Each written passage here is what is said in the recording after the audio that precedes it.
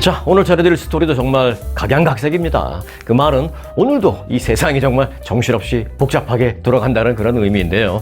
그 복잡한 세상의 스토리를 쉽게 간결하게 오늘도 최선을 다해서 정리를 해보겠습니다. 자, 오늘의 키워드부터 전해드리겠습니다. 첫 번째, 전 국민의 응원을 받으면서 하루하루 버티는 카터 대통령. 그리고 27일 대선 토론이 과거와 다른 세 가지. 자, 보잉 형사 기소된 후에 결국 파산할까? 라는 키워드도 있고요. 파리 센강에 응가를 싸자. 라는 이 파리 시민들의 메시지가 있습니다. 지금 SNS를 통해서 지금 퍼지고 있습니다. 이게 파리에서. 아니, 한국으로 따지면 서울에서 올림픽이 있는데 한강에 가서 응가를 싸자고 막 그러는 거예요. 시민들이. 말이 안 되죠? 왜 그런 일이 있는지 알아보겠습니다. 자, 그리고 독립기념일 연휴 다음 주인데요. 차량이 가장 막히는 시간은 언제인가 있고요. 자, 그리고 전 세계에 알린 이름. 하지만 자식에게는 거부당한 그 이름. 탐 크루즈 키워드입니다. 바로 갑니다. 자, 전 국민의 응원을 받으면서 하루하루 버티는 카터 대통령 전해드립니다. 역대 미국 대통령 가운데 최장수 기록을 지금 쓰고 계시는 지미 카터 전 대통령. 올해 벌써 이미 99살이신데요. 이제 100일만 있으면 100살 되십니다. 자, 최초로 100세를 넘긴 미국 대통령이라는, 즉 100세를 넘겨서 사신 미국 대통령이라는 이 새로운 기록을 쓰는 데 있어서 100일 앞으로 지금 다가왔습니다. 카터 전 대통령은 오는 10월 1일 100번째 생일을 맞습니다. 외우기도 쉽죠? 10월 1일 100번째 생일을 맞습니다. 통계적으로 보면요, 이 미국인 가운데 100세를 넘겨서 생존할 확률은 1% 미만에 불과합니다. 정말 이제 지미 카터 대통령 대단하신데, 더 대단한 건요, 현재 연명 치료를 중단하고 자택에서 호스피스 돌봄 서비스를 받고 있는데요. 그가 이 상태에서 100세를 넘기게 된다면 역대 미국 대통령 가운데 최초일 뿐만이 아니라 또 다른 어떤 기록을 쓰게 됩니다. 뭐냐? 이 호스피스 돌봄을 받는 환자들 중에서도 아주 이례적인 케이스가 될 것으로 보입니다. 그래서 지금 전 미국의 의료계가 아주 주시해서 지켜보고 있습니다. 자, 미국의 국립 호스피스 기구에 따르면 2020년을 기준으로 해서 이 호스피스 돌봄을 받는 사람들 중에 절반가량은 돌봄을 받은 지 17일 정도에 사망했습니다. 17일 이내에 사망했습니다. 그런데 이제 지미 카터 대통령은 이제 피부암의 일종인 흑색종 투병을 하고 있는데, 투병 중에 결국은 이제 지난해 2월부터는 그런 치료를 일체 중단하고 현재까지는 그냥 치료는 안 받고 내가 그냥 편안하게 사는 데까지 살겠다라면서 이렇게 호스피스 돌봄 서비스만 받고 있습니다. 통증 관리 이런 것만 하시는 거죠. 치료는 이제 안 하시고요. 그런데 앞서 말씀드렸죠. 미국에서 호스피스 돌봄 서비스를 받는 사람들 가운데 50% 정도가 17일 이내에 사망한다고요. 그런데 지미 카터 전 대통령 이 호스피스를 받은 지 지금 무려 16개월째 되고 있습니다. 17일이 아니라 16개월째 되고 있습니다. 이것도 아주 이례적인 케이스로 전 의료계가 지금 지켜보고 있습니다. 자, 지난해 11월 평생 함께 해온 부인 로절린 여사를 잃고서 오래 버티지 못하실 것 같다라는 일각의 많은 걱정과는 달리 카터 전 대통령은 최근까지 비교적 안정적인 상태인 것으로 알려졌습니다. 카터 전 대통령의 가족과 친구들에 따르면 그는 아직 괜찮은 식욕을 유지하고 있다고 하고요. 또 고향 농장에서 재배한 호박, 또 고추, 또 옥수수 등 그런 야채로 만든 식사를 하고 있다고 합니다. 이들은 카터 전 대통령이 여전히 사람들을 알아보고 정신이 없으신 것도 아니고 미소를 가끔씩 지으시기도 하면서 최근에는 하루 중에 대부분은 이제 잠을 주무시거나 휴식을 취하거나 하면서 그렇게 이제 보내고는 있지만 정신도 있으시고 그리고 비교적 안정된 그런 상태를 유지하고 계시다, 이렇게 말하고 있습니다. 자, 카터 전 대통령이 계속 이제 돌아가시지 않고 잘 버티셔서 100세 생일을 10월 1일 맞게 된다면 나라에서 아마 국민적인 축제가 있을 것 같기도 합니다. 왜냐하면은 많은 사람들이 지금 응원을 하고 있어요. 미 전국적으로 카터 전 대통령, 우리 카터 대통령 100세 넘기세요 응원을 하고 있어요. 온라인에서도 젊은 사람들 상대해서 하는 겁니다. 이게 나이 드신 분들이 하는 게 아니라. 자, 온라인에는요, 지미 카터 전 대통령의 100세 생일까지 남은 날짜를 카운트다운하는 그런 웹사이트도 있습니다. 또 그의 생존 여부에 베팅을 하는 그런 웹사이트도 있는데요. 뭐 이것은 뭐 서로 돈 벌자고 하는 게 아니라 응원을 하는 차원에서 나는 100세를 넘기실 것 같다. 난 거기에 베팅할래. 뭐 이게 대부분입니다. 거기 뭐 그거 해서 이긴다고 해서 돈 버는 그런 건 아니고, 그래서 나는 거기에 베팅을 할래. 그러니까 그만큼 응원을 한다는 뜻이죠. 그런 사람들도 많이 있습니다. 자, 일단 흥미로운 거는 지금 카운트다운에 들어갔다라는 것입니다. 워싱턴에 사는 그 데이터 분석가 스티브 앤더라는 사람이 만든 카터의 100세 생일을 카운트다운하는 웹사이트가 지금 현재 가장 큰 인기를 끌고 있는데, Century of Carter, centuryofcarter.com centuryofcarter.com 이라는 그 웹사이트는 이미 수백 명이 방문을 해서 카터 전 대통령을 응원하는 메시지를 남기는 댓글을 계속 올리고 있습니다. 대통령님 힘내세요. 우리가 응원합니다. 당신은 당연히 분명히 100세 넘기실 것입니다. 우리가 응원합니다. 뭐 전국적인 지금 염원의 목소리가 높아지고 있어요. 또 이제 이 외에 카터 전 대통령의 생일에 그 100마일 자전거 대회를 여는 그런 행사도 있고, 또 뭐 여러 가지 기념 행사가 있습니다. 그동안 미국 대통령을 지낸 인물 가운데 에이브러햄 링컨이나 또는 뭐 조지 워싱턴 등 세상을 이미 100세가 되기 전에 떠난 사람, 근데 이미 돌아가셨지만 그의 탄생 100주년을 기념하는 뭐 이런 행사는 있었습니다만은, 아직도 살아계신 전직 대통령의 100세 생일 기념 행사는 열린 적이 없었습니다. 카터 전 대통령이 이제 건강한 상태로 오는 10월 1일 100세 생일을 맞게 되기를 진짜 저도 바라는데요. 그렇게 마음을 바라는 그 온 국민의 염원이 지금 한 곳에 모이고 있습니다. 카터 대통령 화이팅이라는 소리를 여기저기 온라인에서 많이 보내고 있는데, 미국에서만 보내는 게 아니라 그 centuryofcarter.com이라는 웹사이트에 다른 나라 사람들도 와서 영어로 간단하게 여기는 사우스 코리아입니다. 저희도 응원합니다. 뭐 이렇게 댓글 수없이 지금 올라오고 있는 그런 상황입니다. 여러분들도 마음으로 응원해 주시고 이제 카운트다운을 한번 같이 해 주시기 바라겠습니다. 10월 1일이 100세 생일이신데 부디 그때까지 지금처럼 안정된 상태를 좀 꾸준히 유지해줬으면 좋겠다라는 그런 생각을 갖습니다. 자, 카터 대통령 화이팅입니다. 다음 키워드입니다. 27일 대선 토론이 과거와 다른 세 가지입니다. 미국에서 대선 후보 토론은 슈퍼볼만큼이나 전 미국 국민들을 TV 앞으로 불러 모으는 그런 대형 이벤트입니다.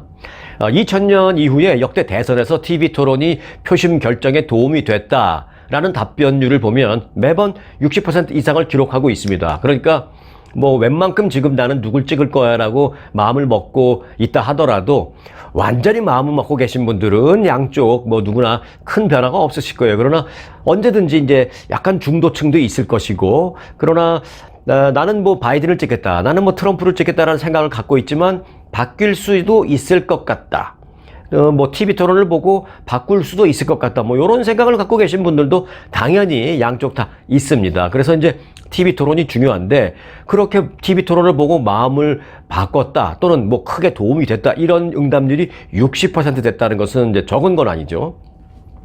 자, 근데 이제 이번 토론은 과거와 여러 가지 면에서 좀 다른 점이 많아서 초반 대선 구도에 중요한 변곡점을 만들 수도 있다는 전망이 나옵니다. 제가 앞서 이제 세 가지라고 말씀드렸는데요. 굉장히 많지만 그래서 말씀드리기 쉽게, 이해하기 쉽게 딱 세 가지만 제가 간추려서 쉽게 설명을 드리겠습니다. 자, 첫 번째. 역대 토론 가운데 가장 빠른 시점에 열리는 토론입니다. 일단 이번 TV 토론은요, 대선 후보 간의 그 TV 토론이 처음 도입된 지난 1960년 이후 가장 빠른 시점에 치러지는 겁니다. 1988년 이후 역대 TV 토론은 대선 한두 달 전인 9월이나 10월 그 사이에 이제 개최됐습니다. 일반적이 그렇습니다. 왜냐하면 이제 7월, 8월 달에 이제 각 당의 전당대회가 있기 때문에 전당대회에서 완전히 파이널리 최종 후보로 확정을 통보받고, 그러고 나서 이제 TV 토론 하는 게 이제 9월, 10월인데 지금은 완전히 모든 그런 관례를 다 깬 겁니다, 지금. 자, 하지만 이번에는 이제 말씀드렸다시피 이전보다 무려 서너 개월 앞당겨진 시점에 치러집니다. 그런데 흥미로운 점은 이는 양쪽이 다 원하는 바입니다. 바이든, 트럼프, 양쪽이 다 은근히 원하는 바입니다. 자, 바이든 쪽의 입장을 볼까요? 지지율을 좀 반등해서 올려야 되는 것이죠. 현직 대통령 중에서 지금 바이든 대통령이 사실은 좀 지지율을 어려움을 겪고 있는 것은 사실입니다. 현직임에도 불구하고. 자, 그래서 지지율 반등의 어떤 모멘텀이 필요한 게 바이든 대통령 측의 입장입니다. 그래서 그 모멘텀을 너무 늦게 만들면은 소용이 없잖아요. 동력을 얻을 시간이 많이 없으니까. 그래서 바이든 대통령은 좀 빨리 하기를 원했는데 잘 됐다라는 마음도 갖고 있고, 또 이쪽 트럼프 전 대통령 입장 볼까요? 유죄 판결 등 각종 사법 리스크 수렁에서 빨리 탈출하는 게 시급한 이 트럼프 측도 원하는 바입니다. 그래서 양쪽 다 원하는 그런 이해관계가 맞아떨어진 결과로 풀이됩니다. 자, 두 번째, 그 어느 때보다 높은 더블 헤이터입니다. 이 더블 헤이터라는 것은 뭐냐면 양쪽 다 미워한다, 뭐 이런 거죠. 이번 TV 토론은 아직 그 지지 후보를 결정하지 못한 부동층이 그 유권자 4명 가운데 하나 정도일 정도로 어찌 보면 역대 비호감 대결 속에서 가장 비호감이 큰 그런 대결 구도 속에서 치루어진다라는 점도 특징입니다. 퓨 리서치 센터 조사에 따르면 바이든만 호감한다 또는 트럼프만 호감한다, 이런 답별 비율은 바이든만 호감한다가 34%, 나는 트럼프만 호감한다가 36%에 달하고 있습니다. 뭐 어찌 보면 큰 차이는 없지만, 그런데 이제 중요한 게 뭐냐면 바이든, 트럼프 나는 둘 다 싫어한다, 둘 다 비호감이다 라는 그런 응답 비율이 25%에 달한다는 것입니다. 그래서 바이든도 트럼프도 그 25%한테 이제 잘 보여야 되는 그런 입장입니다. 이들이 투표를 안 하면 몰라도 투표를 할 거라면 이들이 누군가에게 할 텐데 지금 둘 다 싫어하거든요. 그러니까 어찌든지 이 25% 이 사람들한테 잘 보여야 하는 것, 이건 바이든, 트럼프 모두의 지금 숙제로 떠오르는 것입니다. 이번 선거는 이제 2명의 후보가 소속 정당 모두를 싫어하는, 앞서 말씀드렸죠, 더블 헤이터들이 어떤 선택을 하느냐에 따라서 판세가 갈라진다라는 전망이 나옵니다. 쉽게 말해서 난 두 사람 다 싫어. 그런데 투표를 하긴 해야 돼. 나의 권리니까.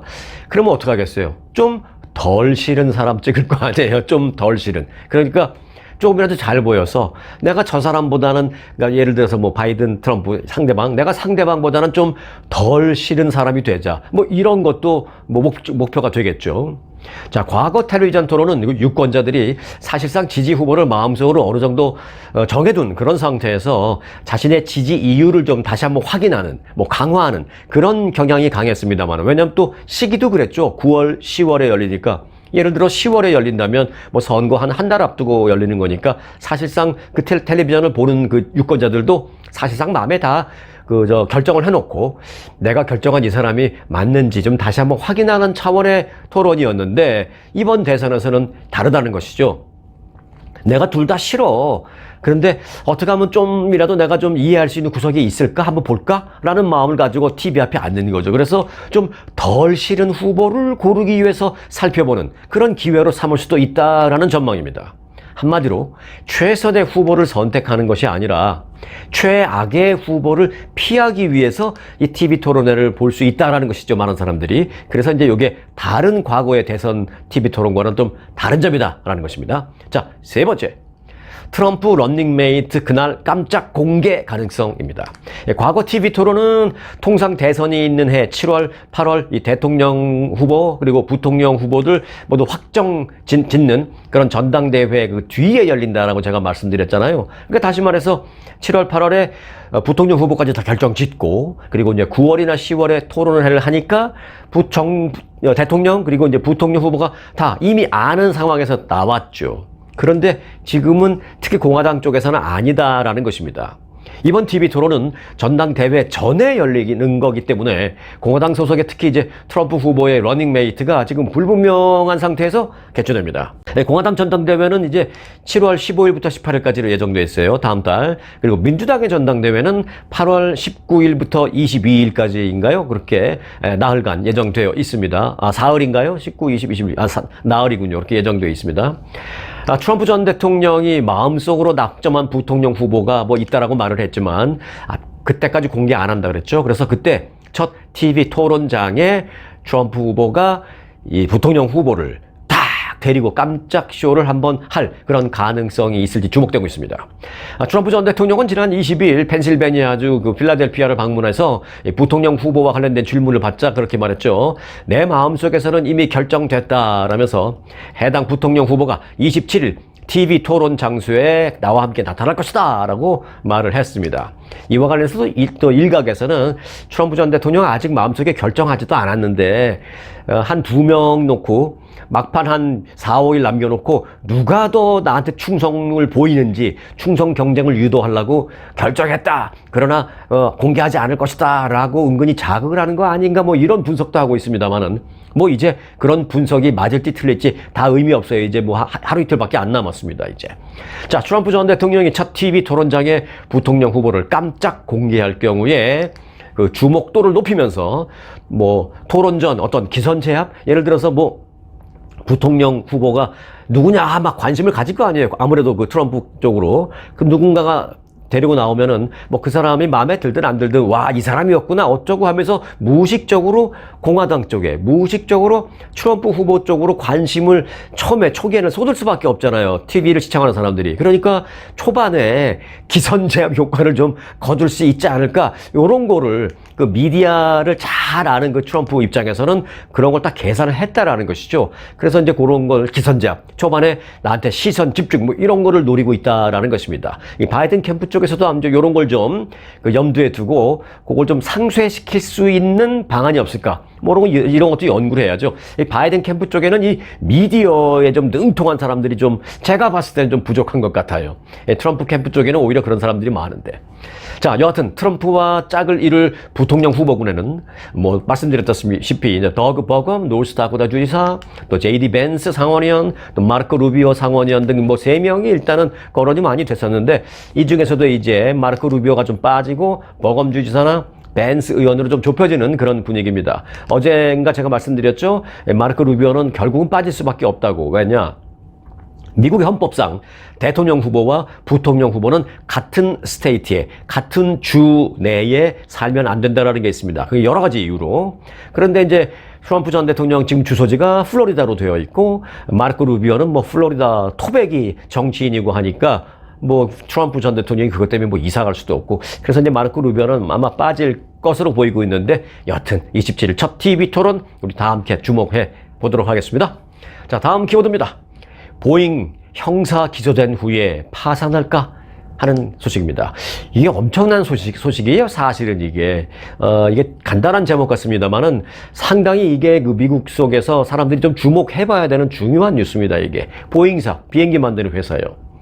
미국의 항공기 제조사인 보잉이 737 맥스에 잇따른 사고와 관련해서 형사 기소될 가능성이 매우 커졌습니다.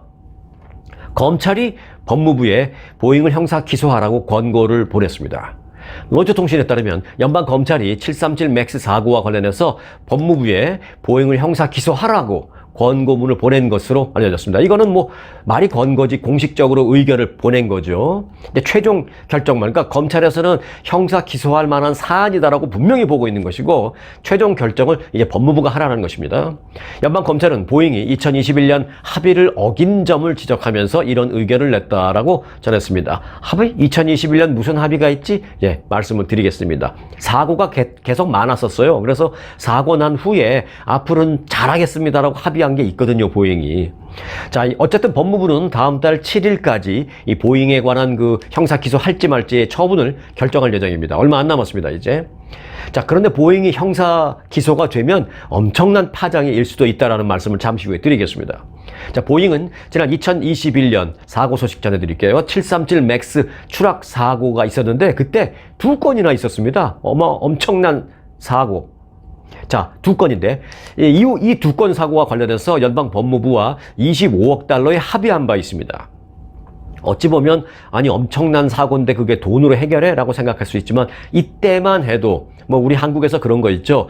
뭐 이런 죄를 저질러서 죄질이 무거운 형량을 받아야 되는 그런 죄이지만 초범인 걸 감안해. 뭐 이런 말을 하잖아요. 판결문에. 비슷하게 그때 뭐 최근 근래 몇십 년 동안은 이런 일이 없었던 것을 감안해 25억 달러로 합의를 해준다고 연방 법무부가 했습니다. 엄청난 사고에서 사실 그때 보잉 737 맥스와 관련해서 자, 일단 지난 2018년 라이언 에어의 그 여객기가 인도네시아에서 추락한 사고가 있었습니다. 그때 이 보잉 비행기였는데 탑승한 189명 전원 사망했습니다. 그리고 다음에 2019년 3월에는 이디오피아 항공의 여객기 역시 보잉 비행기였는데 추락해서 탑승한 157명 모두 사망했습니다. 엄청난 사고, 이 두 건 때문에 기소가 됐었는데 25억 달러 내고 합의가 된 거죠. 사실 이때 돈만 받고 합의된 게 사실은 어찌 보면 단추를 잘못 끼웠다. 그래서 보잉이 너무 좀 느슨해졌다. 뭐 이렇게 또 저는 좀 생각합니다. 당시 보잉은 연방항공국을 속인 혐의에 관한 형사 기소를 피하는 대신에 돈 25억 달러 내고 또 규정 준수를 계속 앞으로 점검하겠습니다. 그리고 정기적으로 보고서를 올리겠습니다. 등등으로 합의를 했습니다.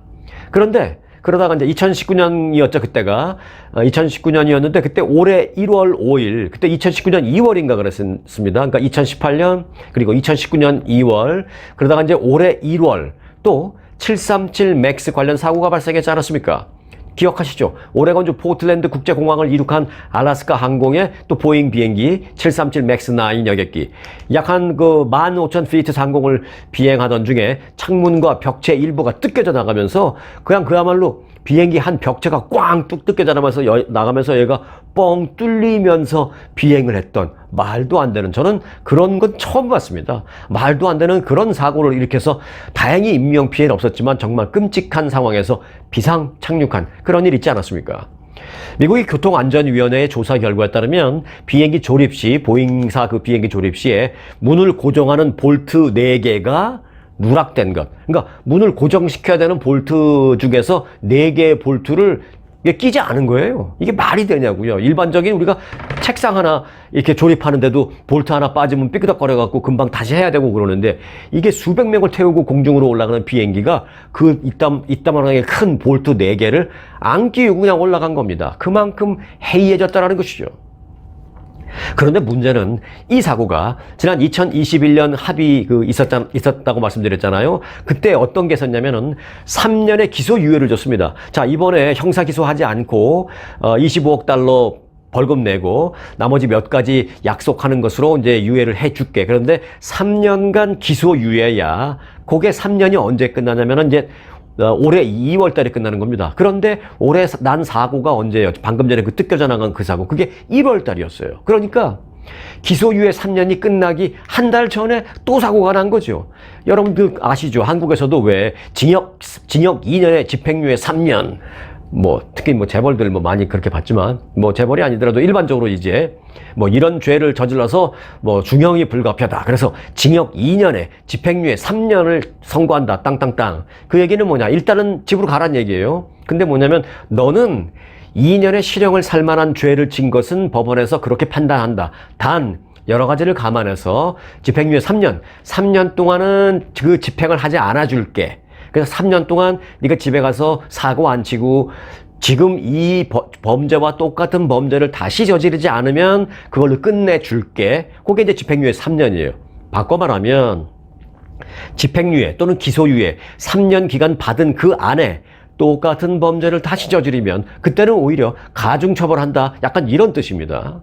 근데 이번에 보잉사가 3년이 되기 한 달 전에 또 사고를 일으킨 거 아니겠습니까? 이게 보잉사로서 이제 문제인 겁니다. 자, 이에 따라서 법무부는 형사기소와 관련해서 내부 심의를 지금 계속하고 있으며 최종 결정은 아직 내리지 않았지만 다음 달 7일 안에 내리겠다라는 입장입니다. 로이터 통신은 보잉이 알래스카 항공 사고 이후에 검찰, 또 규제기관, 그리고 의회에서 조사받는 와중에 형사 기소까지 되면 아주 매우 심각한 위기에 빠질 것이다. 이렇게 분석을 했습니다.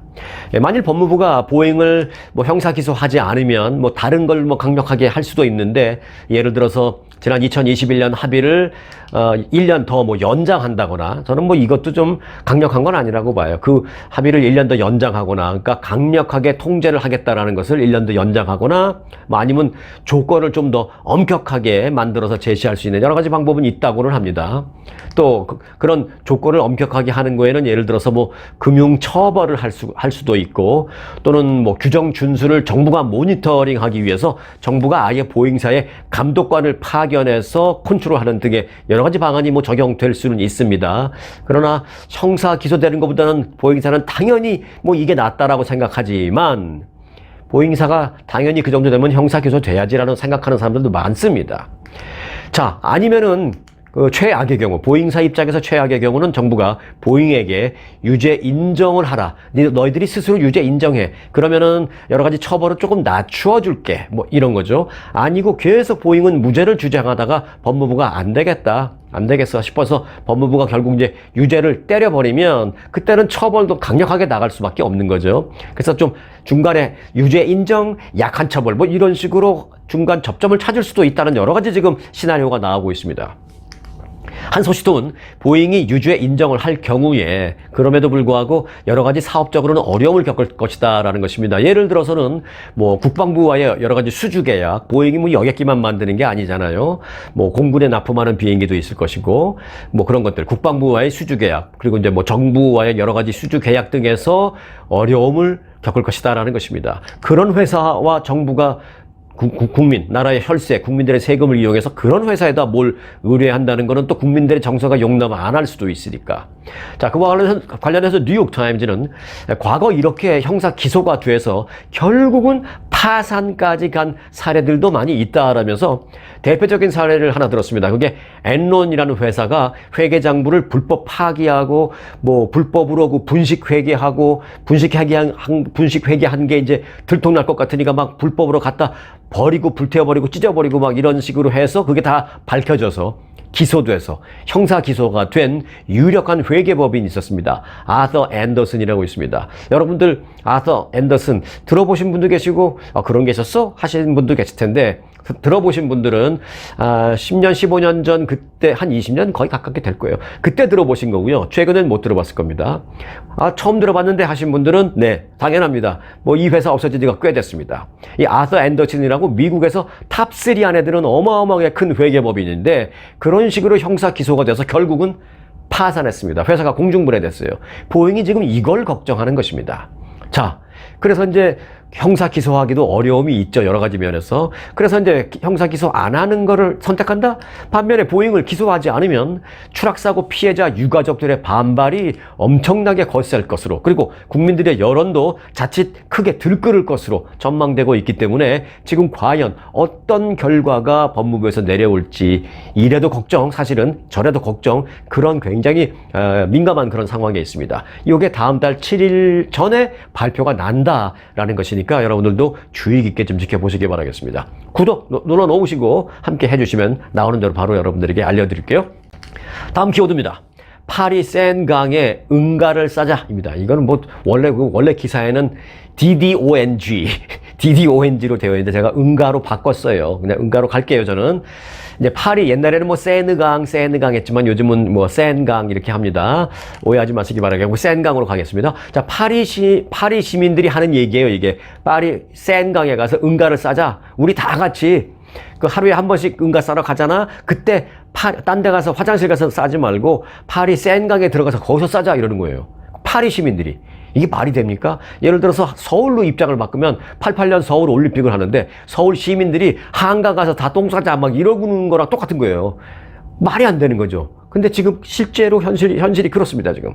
자, 파리 올림픽이 한 달 앞으로 다가온 가운데 프랑스 파리에서 센강에 가서 응가를 사자라는 위협적인 캠페인이 벌어져서 논란입니다. CBS 방송에 따르면 이 프랑스에서는 최근 파리 시민에게 센강을 오염시키자라고 선동하는 SNS가 확산되고 있습니다. 이게 뭐냐? 무슨 외부 세력, 불법 세력 그런 게 아니라 멀쩡한 파리 시민들이에요. 파리 시민들인데 센강을 오염시키자는 겁니다. 왜 그럴까요? 네, 분노에 차서, 울분에 차서 그러는 겁니다.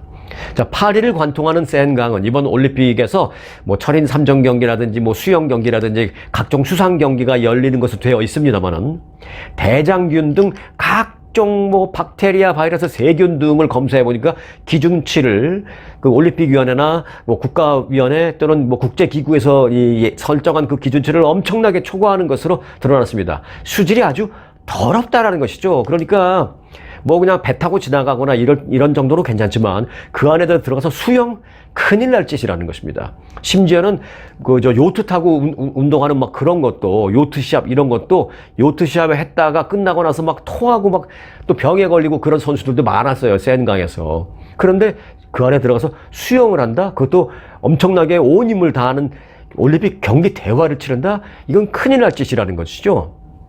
그래서 올림픽에 적합하지 않은 엄청나게 나쁜 수질이다라고 지금 반발이 일어나고 있는 겁니다.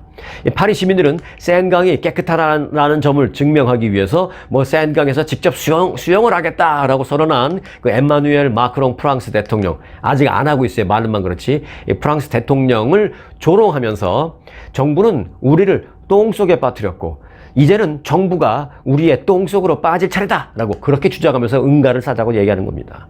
수영할 수 있을 만큼 깨끗한 강을 만들기 위해서 프랑스 정부가 아무것도 안 한 건 아닙니다. 사실 적지 않은 돈을 써서 투입을 했습니다만은 여전히 워낙 그 전에 더러워서 돈을 많이 써서 나름대로 했지만 역부족이라는 것이죠. 그래서 수질이 지금 수영하기에는 완전히 부적합하다라는 지적이 나오고 있습니다.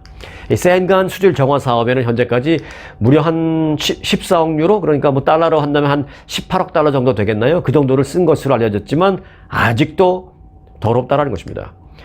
파리시가 최근 센강 수질을 분석한 결과 대장균이 유럽의 수영 지침과 또는 국제 수영연맹 경기의 기준을 엄청나게 초과한 것으로 드러났습니다.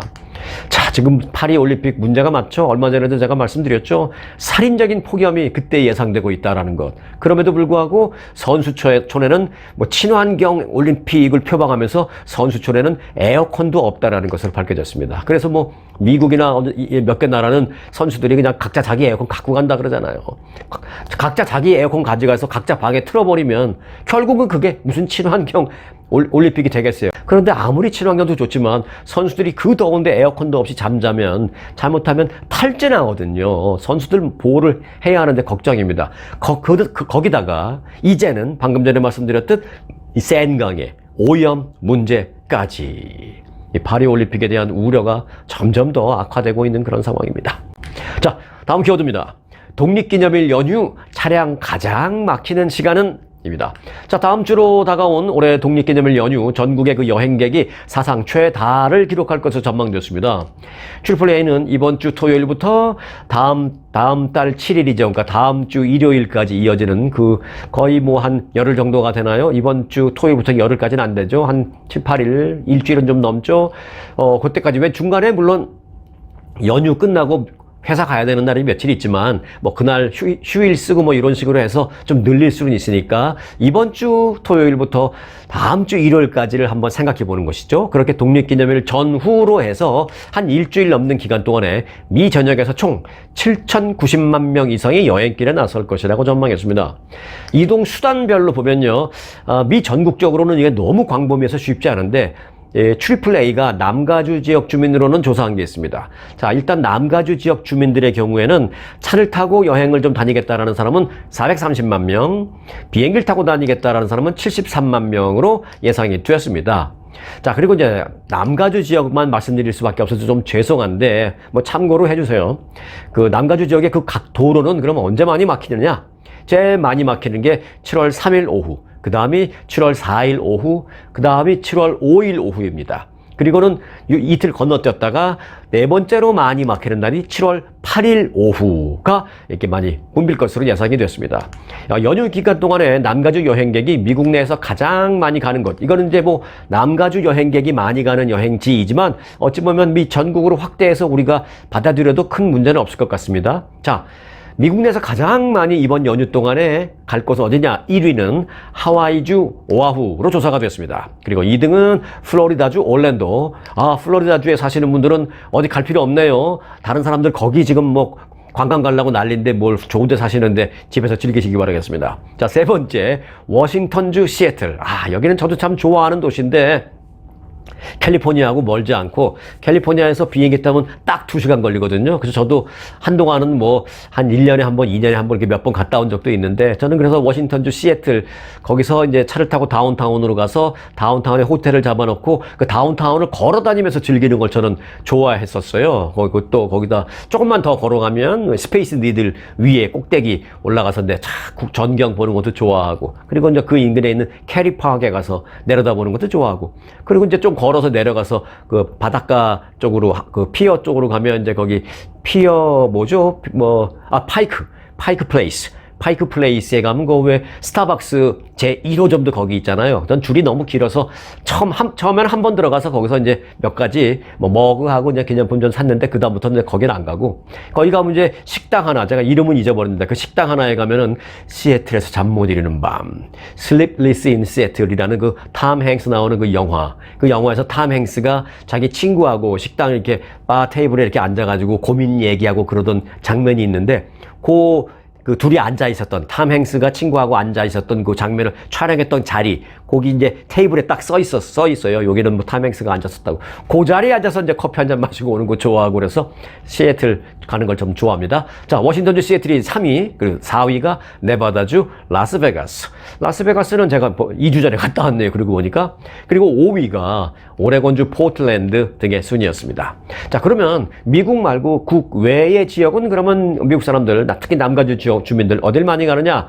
일단은 가까우니까 첫 번째는 멕시코를 많이 가고요. 멕시코는 뭐 캘리포니아에서는 차 타고도 가니까 그 다음에는 멀리 가네요. 2위는 이탈리아, 3위는 바하마, 4위는 그리스, 5위는 영국 순으로 나타났습니다. 자, 오늘의 마지막 키워드입니다. 전 세계에 알린 이름, 하지만 자식에게는 거부당한 이름, 탐 크루즈입니다. 헐리우드 스타 탐 크루즈의 딸 수리가 18살 성년이 된 뒤에 맞은 고등학교 졸업식에서 크루즈라는 성을 빼고 이름만 그냥 썼다라고 연예 매체 페이지 6가 보도했습니다. 지난 토요일 뉴욕 라과디아 예술고등학교에서 열린 졸업식 안내 그 책자를 보니까 그 수리의 이름이 수리 노엘 크루즈로 되어 있는 게 아니라 그냥 라스네임 크루즈 빼고 그냥 수리 노엘로만 적혀 있었습니다. 이 매체가 입수한 현장 사진과 동영상을 보니까 그 수리의 어머니인 배우 케이티 홈스, 그러니까 그 탐 크루즈와 처음 결혼했던 부인이 케이리 홈스죠. 케이리 홈스만 졸업식에 참석한 모습이 포착됐습니다. 아버지인 탐 크루즈는 딸의 졸업식장에 보이지 않았습니다. 그럼 탐 크루즈는 그날 어디서 무엇을 하고 있었을까요? 이날 탐 크루즈는 미국에 없었습니다. 영국에 있었습니다. 탐 크루즈는 이날 팝스타 테일러 스위프트의 남자친구인 풋볼 선수죠. 트래비스 켈시와 함께 영국 런던에서 열린 그 테일러 스위프트의 콘서트 구경가 있었습니다. 자, 여하튼 탐 크루즈는 지난 2012년 케이리 홈스와 이혼한 후에 딸 수리를 그 이후에는 만난 적이 없는 것으로 전해졌습니다. 탐 크루즈와 케이리 홈스가 이혼할 당시에 그 딸 수리는 6살이었습니다. 그리고 이제 크루즈와 수리가 함께 있는 모습이 파파라치 사진에 찍힌 것은 그때 2012년 여름 이후에 없습니다. 아예 찍힌 사진도. 이 언론 매체들은 탐 크루즈와 딸 수리의 관계가 멀어진 데에는 탐 크루즈의 종교인 그 사이언톨로지의 영향이 컸다라고 전했습니다. 실제로 지난 2013년 크루즈가 한 잡지사를 상대로 낸 명예훼손 소송 과정에서는 케이리 홈스가 이혼 소송을 제기한 이유가 적혀 있었는데 케이리 홈스가 나에게 이혼 소송을 제기한 이유는 이거였습니다라고 뭐라고 써져 있었냐면 딸 수리를 사이언톨로지라는 종교로부터 보호하기 위해서 이렇게 되어 있는 것으로 확인이 되었습니다. 자, 전 세계에 자신의 이름을 알렸지만 정작 자신의 딸은 그 이름을 거부하는 이 같은 현상. 그런데 사실 이런 현상이요, 탐 크루즈만이 아닙니다. 또 다른 그 할리우드의 스타 커플 잘 아시죠? 브래드 피트 그리고 엔젤리나 졸리. 뭐 이 사람들도 이미 헤어졌지만 브래드 피트와 엔젤리나 졸리의 딸 샤일로라는 딸도 지난달 말에 18살 성인이 됐거든요. 성인이 되자마자 아버지에게서 물려받은 성 피트라는 이름을 내 이름에서 빼고자 이걸 신청합니다라고 개명 신청서를 제출했습니다. 아빠들이 그렇게 미운가요? 네. 여하튼 밖으로는 이름을 알리는데 성공했지만 안으로는 이름을 거부당하는 이 두 명의 유명인 아빠의 스토리를 전해드렸습니다. 오늘 영상은 여기까지입니다. 여러분의 공감되는 많은 댓글 기다리면서 스토리가 있는 스토리 뉴스 마칩니다. 전문적인 리서치와 차별화된 접근 방법. 이경희 이민법 변호사. 투자이민의 EB5의 풍부한 경험에 이경희 변호사와 체계화된 멘토 시스템으로 철저히 교육받은 직원들이 여러분의 이민법 케이스를 도와드립니다. 이경희 변호사 사무실은 한 번 맡은 케이스는 끝까지 책임집니다. 항상 세밀하고 정확한 일처리로 고객분을 성심껏 도와드리겠습니다. 저희 사무실을 믿고 맡겨주시면 여러분의 케이스를 성공으로 이끌겠습니다. 투자이민 전문 이경희 이민법 변호사.